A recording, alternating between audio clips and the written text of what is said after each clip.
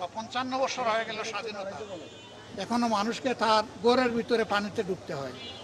এখনো মানুষ ঘর থেকে বের হতে পারে না, নামলেই হাঁটু পানি, কোমর পানি। তো এখন তো পানি কিছুটা কমে গেছে। সকালবেলা পানির কি ভয়াবহতা ছিল এখানে যারা ভুক্তভোগী তারাই কেবল বুঝতে পেরেছে। এর অনেকগুলা কারণ আছে, কিন্তু এই কারণের পিছনে মূল কারণ মানুষের লুটপাট, দুর্নীতি, চুরি, অসততা এবং সমাজের প্রতি যে দায়বদ্ধতা জনপ্রতিনিধিদের, এইটা যুগে যুগে পালন করা হয় নাই বলে আজকে এই দুর্গতি। এটা দূর করতে হবে। আমরা জানি একদিনে দূর হবে না, কিন্তু আমরা সূচনা করব ইনশাল্লাহ।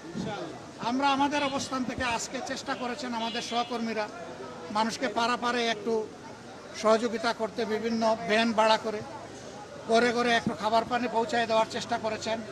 রান্না করা খাবার, শুকনা খাবার একটু দিয়েছেন। কিন্তু এগুলো সমাধান না ভাই, এগুলা সাময়িক সহযোগিতা। আমরা এর সমাধান চাই।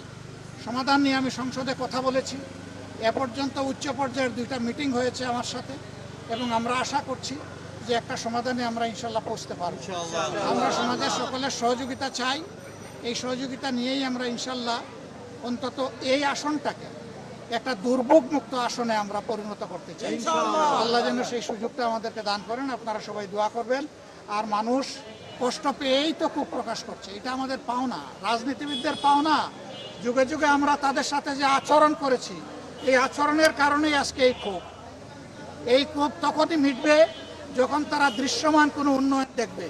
এই সমস্যার যখন দীর্ঘস্থায়ী সমাধান দেখবে, তখন এই ক্ষোভটা মিটে যাবে ইনশাল্লাহ। এটা থাকবে না, তখন এই ক্ষোভটাই দোয়ায় পরিণত হয়ে যাবে।